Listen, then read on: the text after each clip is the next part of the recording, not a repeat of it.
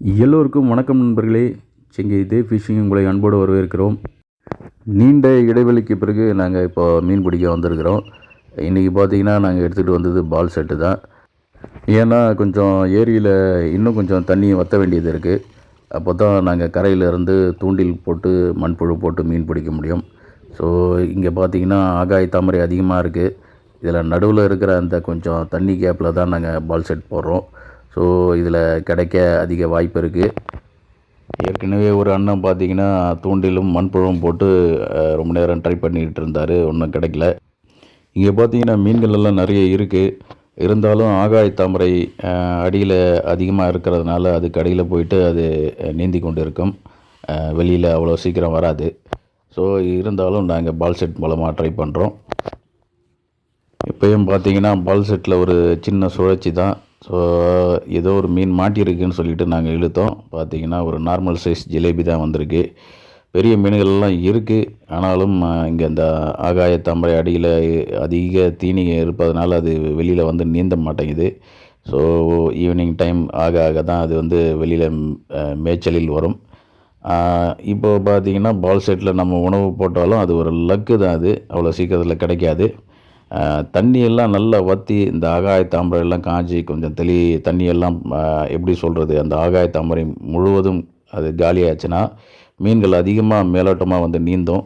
அந்த டைமில் நம்ம நிறைய மீன்கள் கிடைக்க வாய்ப்பு இருக்குது. அடுத்ததும் பார்த்திங்கன்னா ஒரு ஜிலேபி மீன் தான் பால் செட்டில் கிடச்சிருக்கு. ஸோ அதுவும் நார்மல் சைஸில் கிடச்சிருக்கு. ஸோ இப்போ வந்து பார்த்திங்கன்னா அதிகமாக நம்ம பால் செட் போட்டாலும் ஜிலேபி மீன் தான் கிடைக்கிது. ஸோ இன்றைக்கி இந்த இடத்துல முடிச்சுக்கிட்டு அடுத்தது ஆறுக்கு போகலான்னு ஒரு முடிவில் இருக்கிறோம்.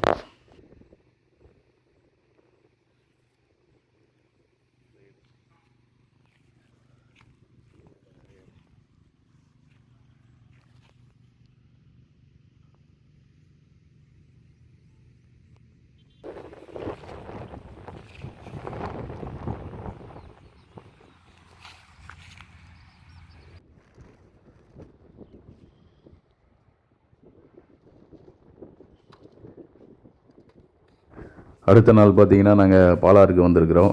ஸோ பக்கத்தில் நிறைய பேர் பால் செட் போட்டு மீன் பிடிச்சிட்ருக்காங்க.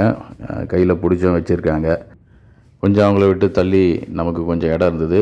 அந்த இடத்துல நாங்கள் பால் செட் போட ஆரம்பிச்சிருக்கோம். ஸோ இன்றைக்கி ஆற்றுல என்ன மீன் கிடைக்குதுன்னு பார்ப்போம்.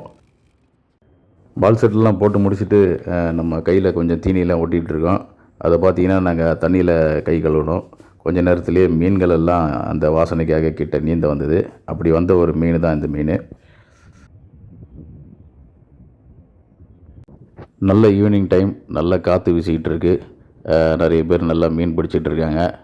நமக்கும் ஒரு மீன் பால் செட்டில் கிடச்சிருக்கு. ஆனால் பார்த்திங்கன்னா சின்ன சைஸ் உள்ள ஒரு மீன் தான். இந்த மீன் பார்த்திங்கன்னா ஒரு கண்டை மீன்.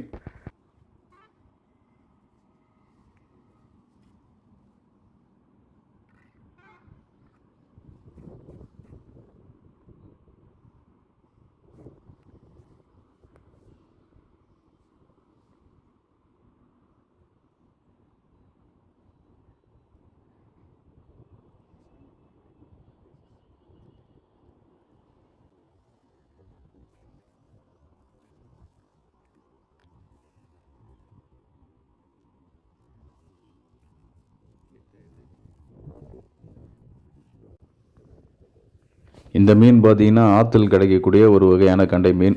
இது மிகவும் சுவையான ஒரு மீன். இந்த மீன் அதிகமாக தூண்டிலில் மாட்டுறதை விட வலையில் தான் அதிகமாக சிக்கும். அதாவது வலை போட்டு இந்த மீன் அதிகமாக பிடிப்பாங்க, நிறைய மீன் கிடைக்கும். ஸோ இது வந்து சுவை மிகுந்த ஒரு மீன்.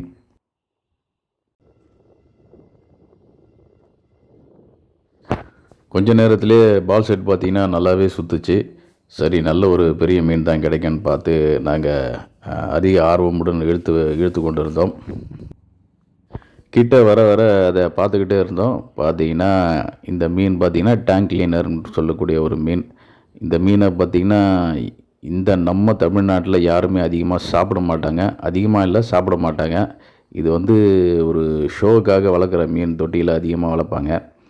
டேங்கை வந்து சுத்தமாக அழுக்கெல்லாம் இது பண்ணிவிட்டு சுத்தமாக க்ளீனாக வச்சுருக்கோம். அதனால் டேங்க் கிளீனர் மீன் சொல்லுவாங்க. இதோட தோல் பார்த்திங்கன்னா மிகவும் ரஃப்பாக இருக்கும். இந்த மீனெல்லாம் யாரும் எடுத்துக்கிட்டு போக மாட்டாங்க. மாட்டுச்சுன்னா தூக்கி வெளியில் போட்டுருவாங்க. ஏன்னா இது எதுக்குமே யூஸ் இல்லை.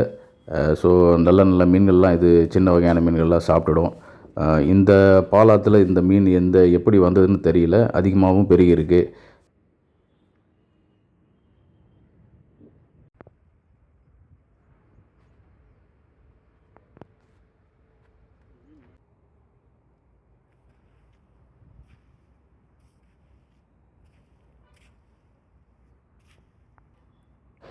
அடுத்ததும் ஒரு பால் செட்டில் கிடச்சது பார்த்திங்கன்னா, அதே வகை கண்டை மீன் தான் கிடச்சிருக்கு. ஸோ இன்றைக்கி நாங்கள் அதிகமாக ட்ரை பண்ணிக்கிட்டு இருக்கோம். ஃபிஷ் கிடைக்க வாய்ப்பு இருக்குது. ஸோ அருகிலும் நிறைய மீன்கள் பிடித்து கொண்டு இருக்கிறார்கள். இன்றைக்கி நம்ம தூண்டியில் மாட்டுச்சுன்னா பார்த்திங்கன்னா சின்ன வகையான மீன் தான். ஸோ ஈவினிங் டைமில் தான் மீன்கள் அதிகமாக வந்து மேய்ச்சலில் வரும், கிடைக்கவும் நல்ல வாய்ப்பு இருக்குது. ஸோ இப்போ இன்னும் கொஞ்சம் நேரத்தில் இருட்ட ஆரம்பிச்சிடும். அதனால் அதிக நேரம் இங்கே இருக்க முடியாது. நண்பர்களே, தொடர்ச்சியாக இந்த வீடியோவை பாருங்கள், லைக் பண்ணுங்கள், சப்ஸ்கிரைப் பண்ணுங்கள். உங்களுடைய ஆதரவுக்கு நன்றியை தெரிவித்துக் கொள்கிறோம். நன்றி, வணக்கம் நண்பர்களே.